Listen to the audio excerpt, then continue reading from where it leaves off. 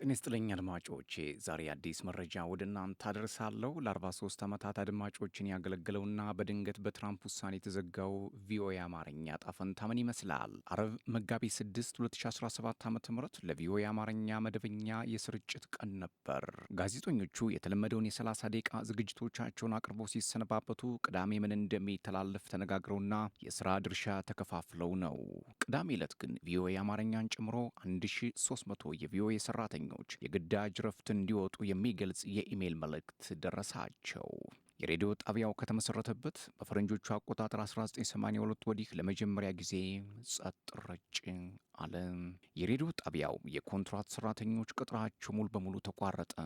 ቋሚ ሰራተኞቹ ዕጣ ፈንታቸው እስኪወሰን ድረስ የግዳጅ ረፍት ላይ እንዲቆዩም ተወሰነባቸው። በኢትዮጵያ ታሪክ በርካታ ወሳኝ ምዕራፎች ላይ እማኝ በመሆን ለ43 ዓመታት በስርጭት ላይ የቆየው ቪኦኤ አማርኛም ልሳኑ ተዘጋ።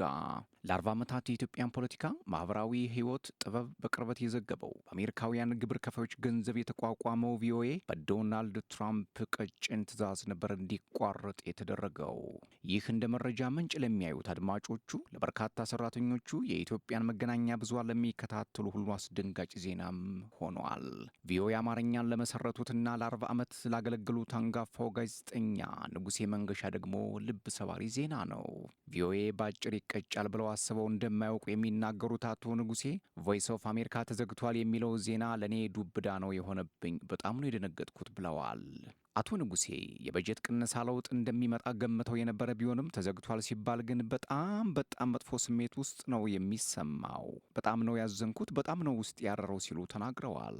የጨለማ ጊዜ ነው የመጣው የሚሉት አቶ ንጉሴ መንገሻ በአጠቃላይ የአሜሪካ ድምፅ ሬዲዮ 380 ሚሊዮን አድማጭ ያለው ነው። ከዚህ ውስጥ 180 ሚሊዮኑ አፍሪካ ውስጥ ናቸውም ይላሉ። ዛሬ የሚደሰቱ ሰዎች ቢኖሩ አምባገነኖች ናቸው ሲሉም ያክላሉ።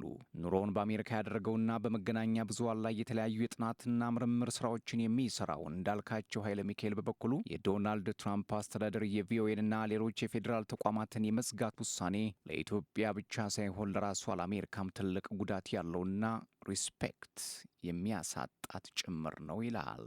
በሳምንት 12 ሚሊዮን የሚሆን ኢትዮጵያዊ የሚያዳምጠው ቪኦኤ ነው። ቪኦኤ አማርኛ ኢትዮጵያ ውስጥ ስርጭት ሲጀምር መረጃ ከመንግስት ቋት ብቻ ነበር የሚፈስለት።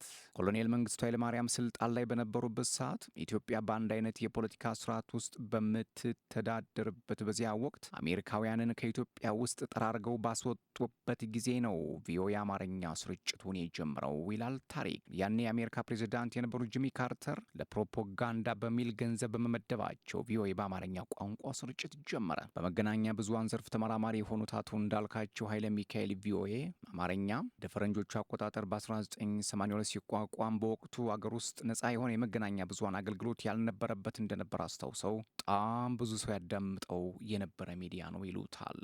በዚህ ሀሳብ የሚስማሙት አንጋፋው የቪኦኤ አማርኛ የቀድሞ ዋና አዘጋጅ ንጉሴ መንገሻ የደርግ መንግስት የአገሪቱን የፖለቲካ ህዋ በሙሉ የተቆጣጠረበት ጊዜ ነበር። አንድ አይነት አስተሳሰብ፣ አንድ አይነት ቅኝት፣ አንድ አይነት የፖለቲካ ፍልስፍና ሀገሪቱን ሙሉ በሙሉ የሚቆጣጠርበት ጊዜ ነበር። ከቀበሌ ጀምሮ እስከ አርሶ አደር ማህበር የአገሪቱን ህይወት የሚቆጣጠርበት ጊዜ ነው። በዚያ ወቅት ነው አማርኛ አገልግሎቱ የተከፈተው ይላሉ።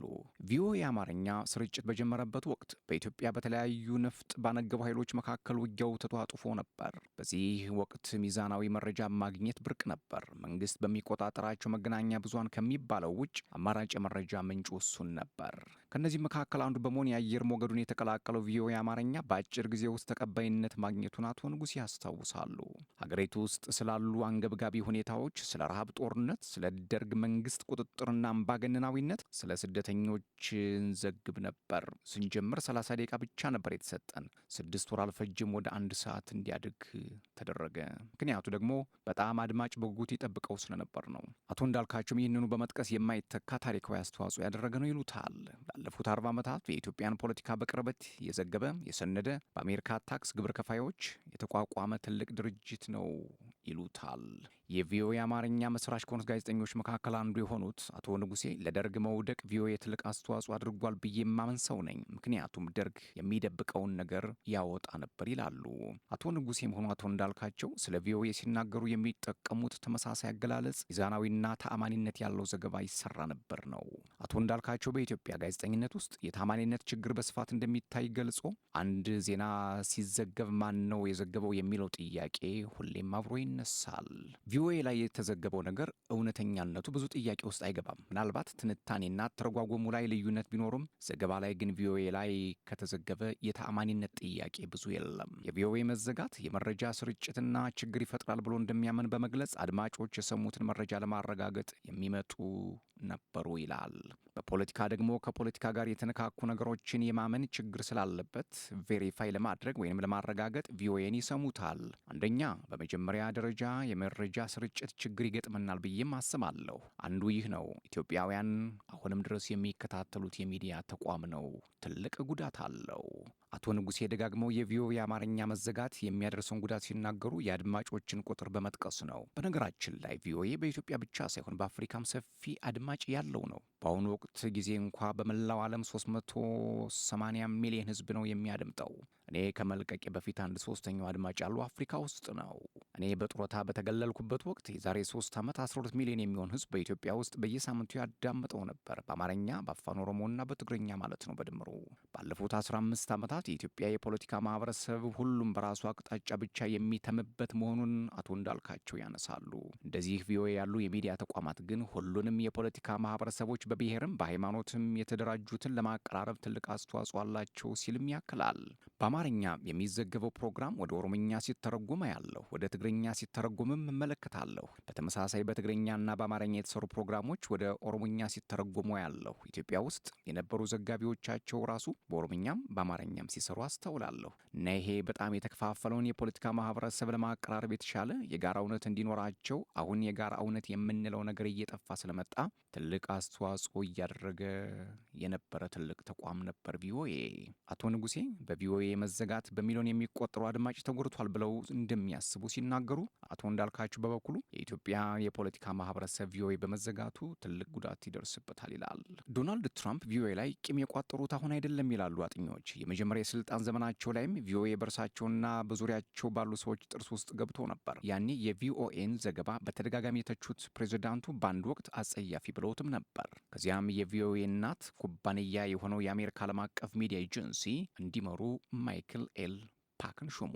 ማይክል ፓክ ትራምፕን ይተቻሉ ያሏቸውን ጋዜጠኞችን ማጥቃት፣ በኤዲቶሪያል ጉዳዮች ጣልቃ መግባት ጀመሩ። ጆ ባይደን የአሜሪካ ሕዝብን ድምፅ አግኝተው ወደ ዋይት ሀውስ ሲገቡ የመጀመሪያ ያደረጉት ነገር እኒህን ግለሰብ በማንሳት የቀድሞዋን ኃላፊ ኤማንዳ ቤኔትን በድጋሚ መሾም ነበር። በሁለተኛ ዓለም ጦርነት ወቅት የናዚ ፕሮፓጋንዳ ለመገዳደር የተቋቋመው ቪኦኤ በ50 የተለያዩ የዓለማችን ቋንቋዎች መረጃዎችን የሚያሰራጨው በሳምንት ከ360 ሚሊዮን በላይ ሳምንታዊ አድማጮች ያሉት ቪኦኤ በትራምፕ ጥርስ ውስጥ ገብቷል። እናም አልተወደደም።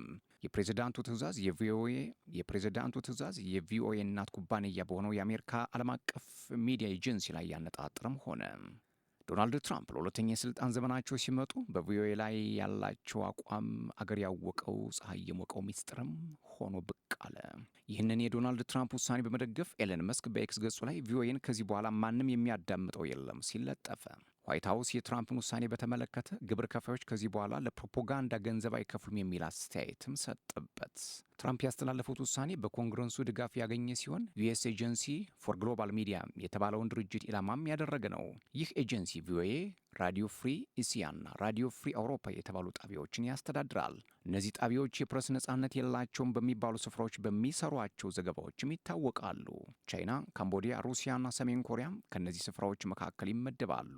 የካምፓኒው ከፍተኛ አማካሪ የሆኑት ካሪሌክ ዶናልድ ትራምፕ ቪኦኤ እንዲዘጋ ያስተላለፉት ፕሬዝዳንታዊ ትዕዛዝ እንደሚደግፉ በገለጹበት ንግግራቸው በኤጀንሲው ውስጥ ብክነት፣ ማጭበርበር እንዲሁም ስልጣንን አላግባብ መጠቀም በሰፊው እንደሚታይ ገልጸዋል።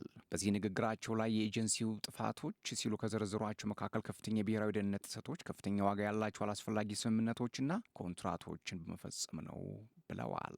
29 ዓመት የሆናቸው የቪኦኤ ኦሮምኛና ትግርኛ አገልግሎት ደርግ ከመንበሩ ወርዶ ኢህአዴግ ስልጣን ሲረከብ ቪኦኤ የተሻለ ግንኙነት ይፈጥራል የሚል እምነት እንደነበረው አቶ ንጉሴ ይናገራሉ። የተሻለ የሚዲያ ህዋ ይፈጠራል፣ እንደ ልባችን በነጻነት እንሰራለን የሚል ግምት ነበረን ይላሉ። ይህ የቪኦኤ አማርኛ ተስፋ ግን የሚሰምር አልሆነም። እንደ አቶ ንጉሴ ትውስታ ኢህአዴግ የሚያደርገው ቁጥጥር ጠበቀ። የሬዲዮ ስርጭቶች ወደ አድማጭ እንዳይደርሱ ይታፈኑ፣ እጃም ይደረጉ ነበር። ይሁን እንጂ ቪኦኤ አማርኛ ለመጀመሪያ ጊዜ በኢትዮጵያ ውስጥ ዘጋቢ የኖረው በኢህአዴግ ስልጣን ዘመን ነው። የአሜሪካ ድምፅ ቪኦኤ ለ2 ዓመት በዘለቀው የትግራይ ክልል የእርስ በርስ ጦርነት ወቅትም የኢትዮጵያ መንግስት የሚፈጽማቸውን ወንጀሎች እንዳላየ በማለፍና ፕሮፓጋንዳ በማሰራጨትም ተከሷል። በወቅቱ ቪኦኤ በኢትዮጵያ ያለው ሁኔታ በትክክለኛና ሚዛናዊ በሆነ መልኩ ለመዘገብ የተቻለውን ሁሉ እያደረገ መሆኑን በመግለጽ የቀረበበትን ውንጀላም አስተባብለዋል። ጡረተኛው አቶ ንጉሴ ቪኦኤ ተለውጦ ዳግም ስርጭቱ እንደሚጀምር ተስፋ አላቸው። ተስፋ አድርጋለሁ በመሀል ምህረት ወርዶ ሪፐብሊካኖችና ዲሞክራቶች ጣልቃ ገብተው የፕሬዚዳንት ትራምፕን አስተዳደር አሳምነው ፕሮግራሞች በሙሉ እንደማይዘጉ ተስፋ እንዳላቸው ገልጸዋል። አቶ እንዳልካቸው ኃይለ ሚካኤል ደግሞ በአሜሪካ በዚህ የትርክት ውጊያ በበዛበት ተጽዕኖ ጫና ለማሳደር ሀያላን በሚራኮቱበት ዓለም ቪኦኤን ዘግታ እጇን አጣጥፋ ቁጭ ካለች በራሷ ላይ ግብ የማስቆጠር ከባድ አካሄድ ነው የሚሆነው ይላሉ። ቪኦኤ ፍጻሜው ምን ይሆን? ሰላም። ሰብስክራይብ፣ ላይክ፣ ሼር፣ ኮሜንት እያደረጋችሁ